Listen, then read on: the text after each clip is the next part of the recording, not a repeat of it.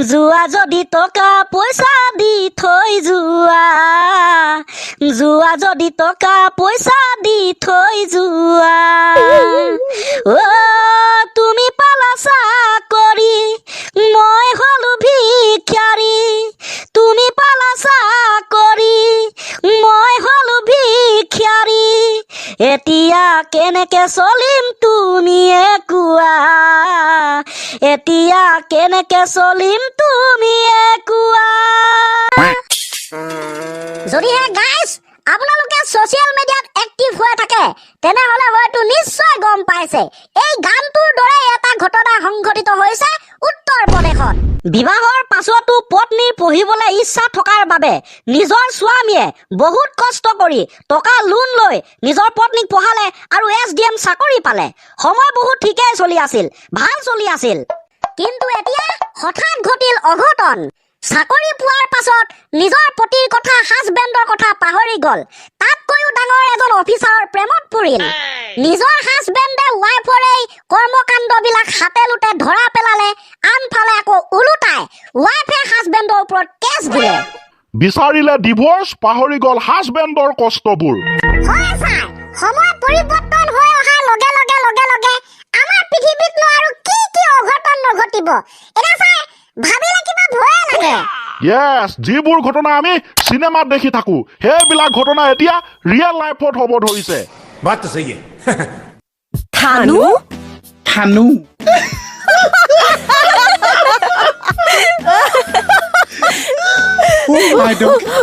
ইমান ধুনীয়া মানুহটো নামনো থানু হ'ব লাগে নে হয় দেই শুট কৰা নাই দেই একেবাৰে নামটো মানে থানু বুলি মাতিলে সেগুন ওলাই থকা বাচ্চা ল'ৰা-ছোৱালী নিচিনাহে লাগি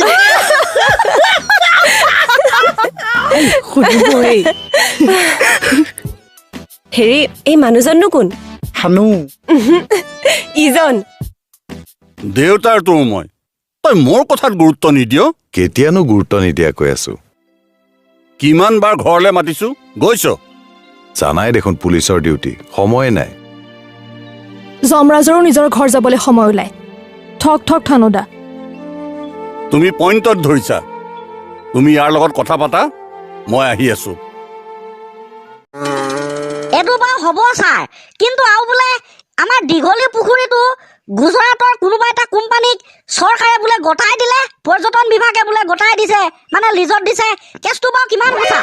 এইটো এটা সাংঘাতিক কথা অসমৰ মন্ত্ৰীবিলাকে কৈছে এইটো বোলে বহুত দিনৰ আগৰ পৰা লিজতে আছে এতিয়া আকৌ 10 টকাৰ পৰিৱৰ্তে সোমাই যোৱা ফিজটো 20 টকা কৰিলে আনফালে ছ'চিয়েল মিডিয়াত পুৰা ভাইৰেল যে পুনৰ বিক্ৰী কৰি দিলে অসমৰ এটা সম্পদ জানো পাই ছাৰ এখন কি হৈছে আৰু সবে ক'ব ধৰিছে বোলে এইটো চৰকাৰে বেয়া কাম কৰিছে যদি এটা ভাল দাম পায় তেনেহলে মামাই বোলে অসমখনকো বিক্ৰী কৰি দিব যাও নাই মোৰ নাম হিমন্ত বিশ্ব শৰ্মা দে হ'ব দে ইমানো গভীৰভাৱে চিন্তা কৰিব নালাগে দে আৰে ছাৰ পৰিস্থিতি অনুযায়ী চিন্তা কৰিছো না তাকেতো চিন্তা নকৰোঁ বুলি ক'লেও আহি থাকে বাৰু গাইজ আপোনালোকে কি ভাবে কমেণ্টত লিখিবচোন আমাৰ গাইসকলে বৰ কনজুচ কমেণ্ট এটা কৰিবলৈ টান পায় লাইক শ্বেয়াৰ সেইবিলাক কৰিবলৈতো দিয়াই নাই মাত্ৰ কমেণ্ট কৰিবলৈ কওঁ তাকো নকৰে আহুনো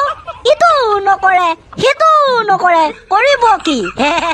গাইজ কমেণ্ট অকলে কৰিব কিন্তু দেই সঁচাকে কৈছো বাইয়ে কাষয়ে কলমৌজোপা আইদেউ চুনা বান্ধে এটাও খোপা বাইয়ে কাষয়ে বাঁহয়ে খুটি খোপাটো নাবান্ধে চুলিবোৰ চুটি ঠিক আছে দে ছাৰ এতিয়া আপোনাক এটা মই ধুনীয়া মিমছ পঢ়ি শুনাম আপুনি শুনিব আৰু অকণমান হাঁহিব আৰে তোচোন খুব মজা কথা না দে আৰম্ভ কৰ ঢেংটা না হয় ছাৰ ইয়েছ ছাৰ ন থেংক ইউ জানুৱাৰী ফেব্ৰুৱাৰী মানে এইটো ফেব্ৰুৱাৰীটো বেলেগ হ'ল আপুনি হয়তো নিশ্চয় জানে কি বাদ দিয়ক ছাৰ মই মিমটোকে পঢ়িছো কাৰেণ্ট নথকাৰ বাবে হাতত মোমবাতি এটা লৈ ৰাতি হাগিবৰ বাবে লেট্ৰিনলৈ গৈছিলো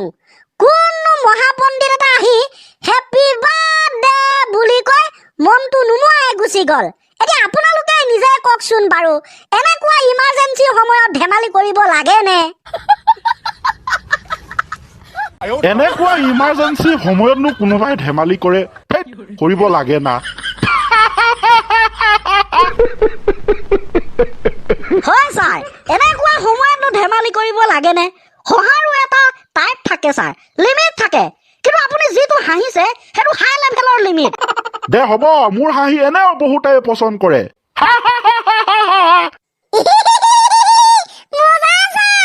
আজি পুৱতি নিশাতে আহি কিবা বেয়া সপোন দেখিছে চাগে বাট কবিতা পঢ়ি আছো দেখা নাই আচ্ছা টোপনি ভাঙিলে আজি পুৱতি নিশাতে আহি মই কি আছো কি আচৰিত হ'ল এই বুঢ়া বয়সত আপুনি পুথিহে পঢ়িব লাগিছে আপুনি যি কবিতা পঢ়ি আছে বুঢ়া পাইছা মোক পানী কেঁচু আৰু কালি জন্ম হৈছেহে ভালকে দাঁতেই নুবুজিছে ঐ ফাল্টু নকৰবি দেই এনে টেনশ্যনত আছো মানুহটো কিহৰ টেষ্টমত আহিছা কৈ আছো না নাই কবিতাৰ টেনশ্যন কবিতা লাগে মোক কবিতা কবিতা লাগিছে কবিতা লাগিছে মোক ক'লেতো হৈছে মই এতিয়া আনি দি আছো পাগলটো কিবা কবিতা আনে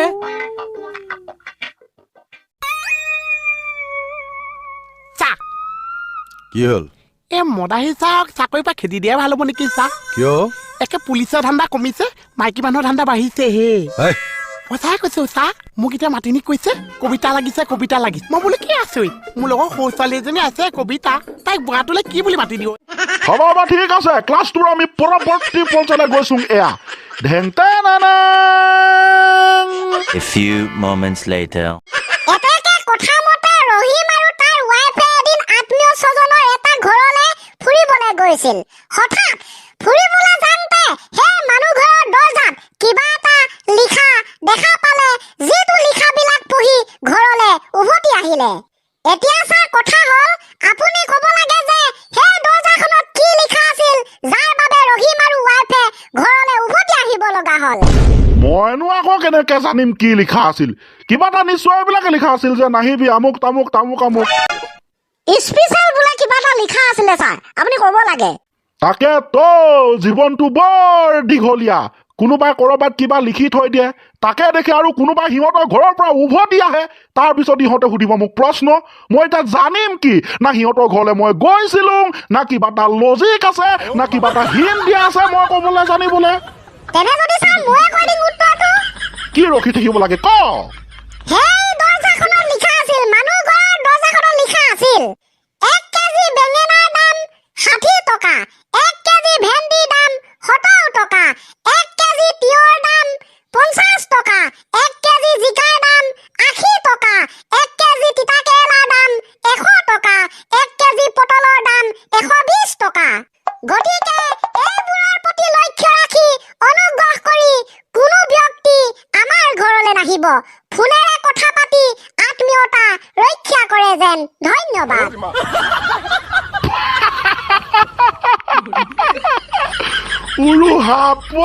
জানে এনে হাঁহিটো কিন্তু ছাৰ আপুনি বৰ বেলেগ লেভেলত দিছে হয় দে বোপাই ইমানবোৰ কথা লিখা শুনি লিখা দেখি কোনেনো সিহঁতৰ ঘৰৰ ভিতৰত সোমাবলৈ যাব আৰু এই কাৰণে চাগে ৰহিম আৰু তাৰ ৱাইফে ঘৰলৈ উভতি আহি পেলালে